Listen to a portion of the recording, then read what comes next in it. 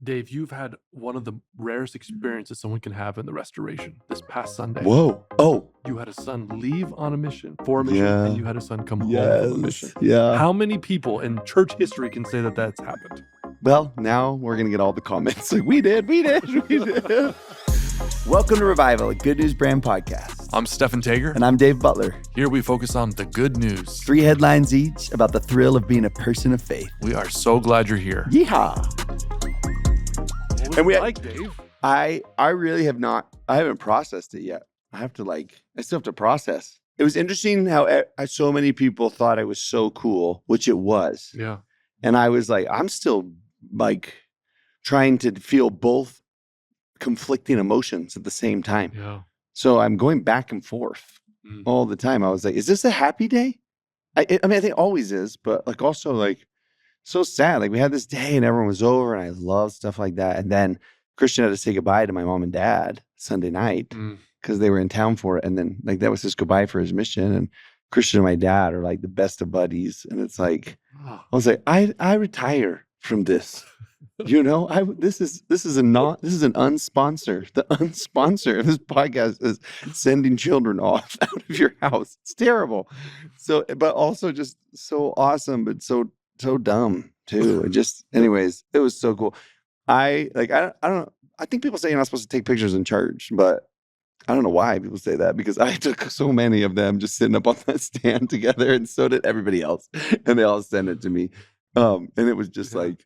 This darling friend of ours made these really pretty leis for them. Oh, I saw that. I make these leis for them and just, anyways, it's just so awesome. In fact, Polynesia is the sponsor of this episode, like all the nations of Polynesia and the people who are from them and live there and once did or want to. Like they know how to love really, really well. And put a permanent hug on someone. That's what a lei is. Anyways. That's the new sponsor. Missionary, sending off missionaries is not the sponsor because I have to get over saying goodbye first, and then it probably will in a few weeks. But just awesome. Like Jack standing up there speaking after his mission. I was like, you look the same, but you are not the same. You are not the same person. It's amazing. And that's so cliche to say, but it's like I see evidence of what God can do to a heart in Jack. And it's cool to see it in other people. It's mega cool to see it in your own kids. What are his plans? Jack's plans? Oh, we don't know yet. He's just, the nice thing is he had this little buffer of time with, okay, spend a ton of time with Christian before he goes, and then you can start deciding. So get back into life, schedule, whatever. But then you have several weeks to think through it. And then, you don't have to really decide. Right. Just try something. And you're great when you're that age to just try new things. And so, anyways, it's weird. What did you want to be right after your mission? A sportscaster. Man, what sport? Like on the news. Oh. I don't want to be at the game. That'd been fun to be on the field or the court or whatever. But just, actually, I feel like that wasn't as popular back then. Those cool people like on the field. Yeah. That'd be fun. But if KSL called you right now and offered you a job to be their sports newscaster? No, because I don't want to do the 10 o'clock news. And I feel like you'd have to move to New York if you're like moving up in the world, and I like it here. And anyways, that ship has sailed. I'm sportscasting right now. I'm gospel casting. I'm doing it. Welcome to Gospelcast. So, okay, you guys, today we're looking at we're picking good news headlines from Elder Bednar's talk. It's called The Times of Restitution of All Things. That's a tongue twister. Sunday morning, April the 6th. I love the Sunday morning session. That's the best one. Sorry to anyone else who has to speak in the other ones. It's the golden one. And this has some goodies in it. Look at me. We don't know what any of the symbols mean in my margins, but they all... Elder Bednar just kind of lays out the doctrine, just real straightforward, simple. Yeah, this is the restoration. This is what it is. Yeah. If someone was investigating the church, it'd be a great talk. Yeah, look at this one. I want an overview of our claim about the restoration. That's I think a really good place to start. Yeah, it's cool. Okay, what's your number 3? Number 3, through this vision and subsequent. You sunk my battleship. Okay, keep going. Speaking of the first vision. This is my number 3 also. Is it really? Yes. Wow. We are in sync. Buckle up, everyone. This is going to be a great episode. Sportscaster. So would I be the color commentator? Now, I actually want to be the color commentary. Okay. So can you be the responsible one that gives the... That feels right. And I'll give the... Okay. Through this vision and subsequent supernal experiences, Joseph Smith came to understand that God and Jesus Christ knew him as an individual. That's one. Oh my gosh. Look at my paper. Oh, wow. You numbered it. I numbered them. Okay, go ahead. 2, cared about his eternal salvation. And 3, and had a mission for him to perform. I just love that. Here's the good news. That pattern we see all the time in the lives of disciples whenever they encounter God for the first time. Is that God, 1, says somehow expresses that he knows them. 2, often we see forgiveness, redemption, bringing into covenant relationship. And 3, he says, I have a job for you. I have a work for you. Yeah. Think about how many people need that in our world, in our culture. They need to have this encounter with God, that they know that they're loved, forgiven, and that they have a special work to do. And so this little microcosm we get in the first vision is something that every new convert experiences when they come into the church, when they connect with God. God says, forgiven. Now let's get to work. Or in a new place of life. A new place of right? life, right? Like it just happens all the time. Several times, not just to a convert, but to somebody who's like, I don't know, a little bit. The gospel's lost its savor. Yeah. Life has kind of lost its savor a little bit, or a new phase of life. I became a new parent. We're empty nesters, or whatever it may be. Right. And you can. I love those trees. I also really love the phrase. So I'm just going to piggyback on this and say, well, 2 things. I'll add this line in from 2 paragraphs before, that in response to his sincere prayer, God the Father and his Son, Jesus Christ, appeared to Joseph. And then he had this experience. But I think it's that same pattern is also true. That in response to sincere prayer, that's the initiator for something like this. Right? But there's that phrase that they came to understand those 3 things. It feels like that happened really suddenly for Joseph, at least the way we tell the story. And whether that it was, and God can do things suddenly or gradually, he's the boss of what he wants to do. But I do really love that phrase, that you will come to understand, that sometimes it takes a minute to, maybe you'll get number 1 and not number 2 yet, or, as you go through. And I think that's important to understand so that you set the right expectations for how that's going to happen for you, but to have an anticipation that it will. Right? That's just like, how did all this happen? Oh, he just prayed. He knelt down and prayed. He's like, that instigated this? That's amazing. Right. It's like the single match that lights off the San Diego fireworks show or something. I think they use computers now, but I wish they used a match. But I think that's like incredible. Yeah. Excellent. Okay. Ready for my number 2? Yeah. And I want to say one other thing about that line. Please. I just thought it. I like that phrase, eternal salvation, because in my mind, initially, eternal salvation means future, eternity. If I said like eternity, my mind goes to the future. Does yours? Yeah. Right? Yeah. But I think it's interesting that eternity is actually past, present, and future. It's not just a future word. And I do love that it says God cares about your eternal salvation. There's evidence of him caring about it in the past that you can find and feel. I'm really interested in the way that he's going to be interested in your present salvation. That seems like a really cool thing to ponder, and your future salvation as well. Anyways, that's a new thought for my head that I like in that phrase. I love that. Excellent. Okay, here's my number 2. Number 2. So this comes in the middle of a talk about the restoration, and this is what Elder Bednar says. So if you have the church's, a version of the talk, this is paragraph number 25. The Church of Jesus Christ of Latter-day Saints is Christ's New Testament church restored. Okay, this is paragraph 29. I was trying to find it if you have the free printout. The Good News Brand. Yeah, the Good News Brand printout. Okay, good. This church is anchored in the perfect life of its chief cornerstone, Jesus Christ, and in his infinite atonement and literal resurrection. So I'm really interested in how the church constructs its message. I'm really interested in how we communicate the faith to people, right? And how we tell our story. That's like really, really fascinating to me. And I love this paragraph because I think the best way to frame the restoration, or at least one of the most powerful ways, is that the restoration is what connects us to Christ in unique and authoritative ways. And the reason why is because if we only focus on the restoration, it can come across to outsiders as if the restoration is a distraction away from Jesus, right? But if members of the church are like, you know what, the restoration is just another Christian church, the church is really about Jesus, and Book of Mormon, priesthood authority, all that stuff is not super important, then we've lost the central claim of the restoration, which is God is acting in unique and authoritative ways in the latter days as a part of the restitution of all things in preparation for the second coming. So a really helpful exercise is to look at the basic elements of the claims of the restoration, first vision, Book of Mormon, priesthood restoration, temple ordinances, all of those things, and then say, how does this connect me with Christ in ways I couldn't if I didn't have the restoration? Yeah. And so I would love to tell the world the story, like, yes, Jesus is the Christ. Amen. And he's doing something new and unique and powerful that builds upon what's in the Bible. Yeah. And goes further. And these glorious things that have been prophesied are coming forth now. Yeah. In every aspect, or covenants and ordinances that connect us to his grace in unique and potent ways. Right. Even just the facts, is that the right way to say that? The truths of the Bible re-emphasized and sometimes flowered up.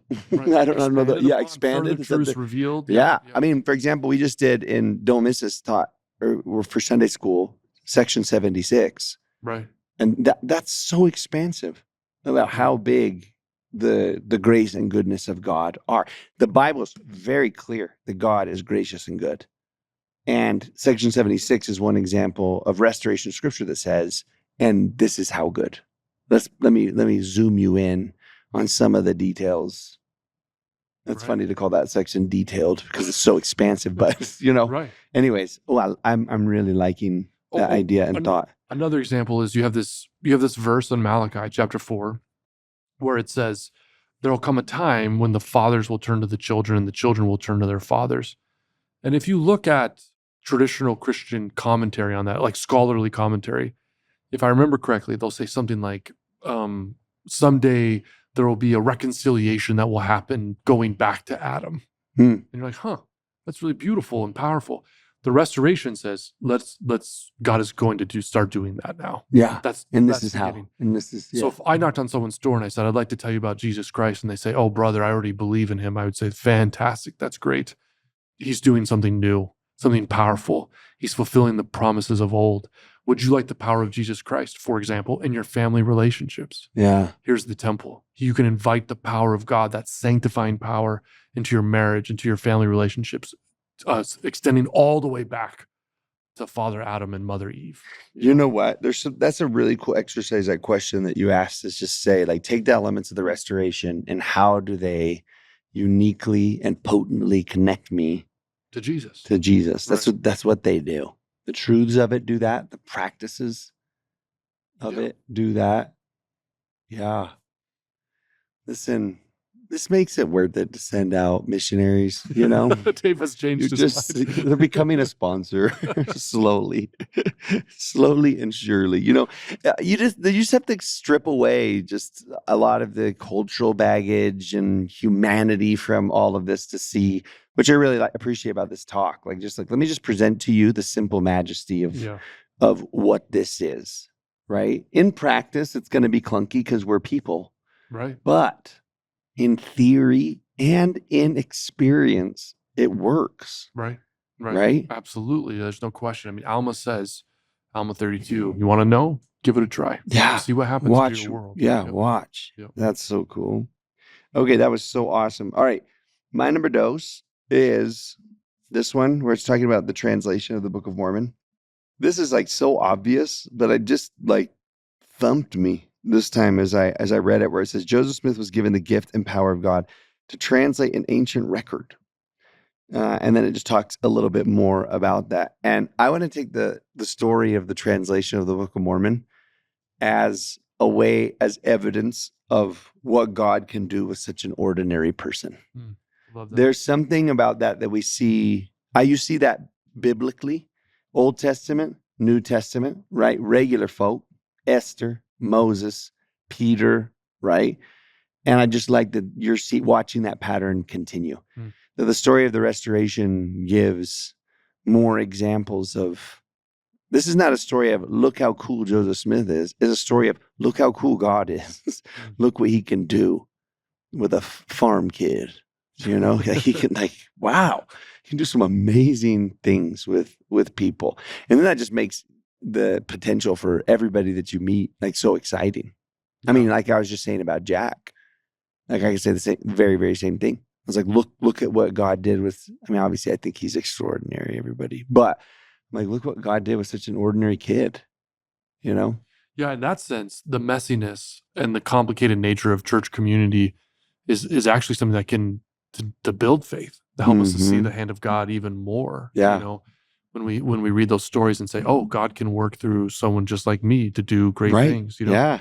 And in a sense, it takes a lot of maturity to try to not hide those things or pretend they're not there, but also not to overemphasize them as well. Sure. You know, to notice it's just not polite.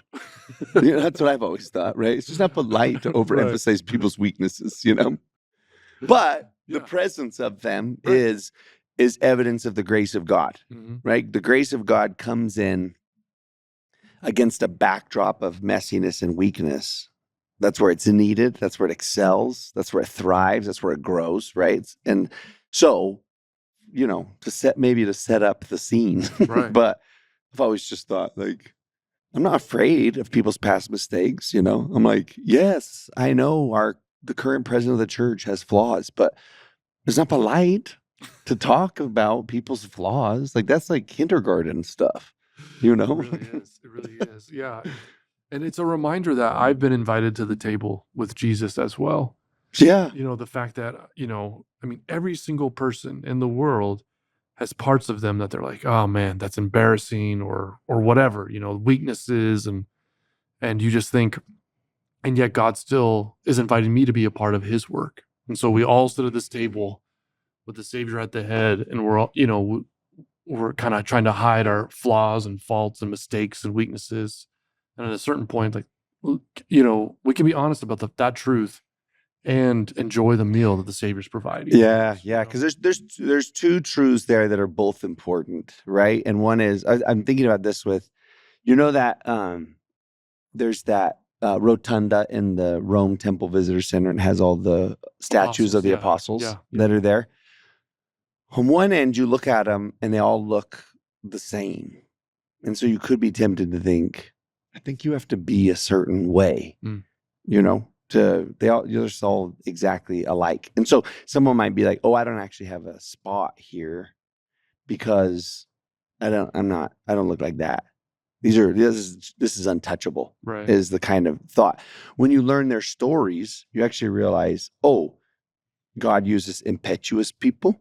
God uses doubting people. God uses power hungry people. God uses zealots. God, you know, and when you learn their stories, you're just like, wow, it invites you into this, then I can be. And God's going to actually use what initially might be a flaw as one of your greatest strengths, right? 100%. But then, so there's that lesson happening. But then there's also the lesson where you look at them and they're all polished clean in white marble. And you're like, oh man, look what God can do with these. He can right, you know, almost deify you, you know, in process. Right. So anyways, I think both those are so important. Love that. Love that. I can't remember where we are. What happened? Are you doing it? I already went for my two? I think so. Okay. Yep. Did you? Yeah, I did that. Okay. Oh yeah. What God can do with that. That was what we're talking about. Okay. I started that. Good job. Okay. Number one. This is a quote from the prophet Joseph. The Lord's latter-day work, quote, is a cause that... Yes. I didn't pick this one, but I was going to sneak it in. I'm so happy that you chose this. Such powerful language. Do you know I love this? Do you know my favorite place this is quoted? Is Elder Holland, that talk. I don't even know what it's called. Did he give it at BYU? Right after he became an apostle. Oh, maybe not. Okay. Well, he's probably quoted it multiple times, but you have to over all those years. You can't keep coming up with new stuff. But I got to find that. It's so good. Okay, so I think Scott memorized it. Woodward? Yeah. He told me one time, or maybe it was his wife who memorized it. I was like, y'all are so cool. Okay. All right, I interrupted you telling the coolest quote. No, I love this. Before I read it, there's a New Testament scholar named N.T. Wright. He's an Anglican. He's a bishop in the Anglican Church. Absolutely brilliant and incredible speaker. He's my bishop. I have two. I got Bishop Moss and I got Bishop Wright. And 'cause I love him. Dr. Wright does a yearly seminar in Texas, actually, Of course. in Houston. I don't know if you've ever been down to Houston. Bro, come on. Of course he goes there. And the last 2 years, he's graciously agreed to meet with Latter-day scholars and people from the church. And he was just down there in June. And then last year, I was actually at the dinner. I wasn't able to go this year. And one of the reasons why a lot of Latter-day Saints really resonate with Dr. Wright's work is that he insists that the story of Jesus is only understood in the full context of the salvific narrative. That was a big way to say it. But he says, in order to really understand the work of Christ, you have to understand the work of creation and the story of Abraham, particularly that God called this family to be a blessing to the whole world, right? That was going to be his means of helping the world in so many ways. And then you see these prophets who have testified and look forward to a time when God would set everything right in the world, because we got off course through the fall. The story can be told simply, but it could also be told in a really rich way. Yes, that's a beautiful way to say it. And so often we think, people wonder, like, creation, fall, and atonement. It's like, don't we just need Genesis 1 and 2 and 3 and 4? Like, do we really need, Genesis 5 through Malachi? And we do, because it helps us to see what God was trying to do with the family of Abraham and what he promises to do. What the promises, all of these things that were going to happen, right? And how we could not do it without a savior. Yeah. Okay, that sets me up. Are you ready? Yeah. Okay. The Lord's latter-day work is a cause that has interested the people of God in every age. It is a theme upon which prophets, priests, and kings have dwelt with peculiar delight. They have looked forward with joyful anticipation to the day in which we live, and fired with heavenly and joyful anticipations, they have sung and written and prophesied of this, our day. So good. And so the good news is, first and foremost, that God sent his son to give his life for us. And also, that good news also includes that right now we're in the final wrapping up scenes. The music is beginning. The climax of the story is beginning. And we're going to see all things set right. And what's so beautiful is, where did it start with? Do you know who was alive in 1820? Thomas Jefferson, brilliant scientist that's discovering atomic theory. Yeah. Right. And how did the Lord start this? It's like, oh, that farm boy, upstate New York. Yeah. That's how we're going to begin this latter-day work. And so I witness that this is what everyone has been waiting for. Jesus died to bring new creation. Yeah. Come on. I'm preaching. We I'm have sorry. a church on a Tuesday is what we're having right now. Okay, wow. Now my number one, I hope it's good. But it was going to include that line, so it's got to be. All right, it's this. It goes right along with it, because I really was going to sneak that guy in. He keeps saying things like this. The formal organization of the church, he says, is part of a sequence of miraculous experiences. And he says this: the visitation of the Father and the Son was the initiating event in the grand restoration of all things. I love that idea of God's a multiplier and you are a part of a sequence of amazing things, both in the restoration story that you have a part in as a whole, but just in your own. I just feel like I can live as I hand my heart over to God to say, I want to be a part of this. I can be fired with that same heavenly and joyful anticipation for what I'm going to see and for what I'm going to be a part of and for what I'm going to experience in the work of Jesus as it happens in the restoration story. Like it just gets me excited to think like everyone wants to be a part of something big and great and wonderful, and you can be. And that's so exciting and so cool. Yeah, I don't think we really have meaning until we have a sense of call, until we feel like there's something more important than us calling us to be a part of that. And the most important thing is the Lord's work here on the earth. Yeah. He has called us to be a part of it. Yeah. It's those three things that we talked about at the beginning, that I come in and know that I'm loved, that I'm saved, and you can play a part Let's get in to bringing work. it to everybody else. Yep. So I would say that's reviving. it's so reviving. All right, see y'all next week. Man, I hope you feel thrilled and revived with the good news and the thrill of faith. If you want to find more, go to goodnewsbrandco.com. You can check out our Instagram, Good News Brand Co. We also have an app where we include all the podcasts and all the freebies and all the gives there. Just trying to fill your life with some good news. We'll see you next week.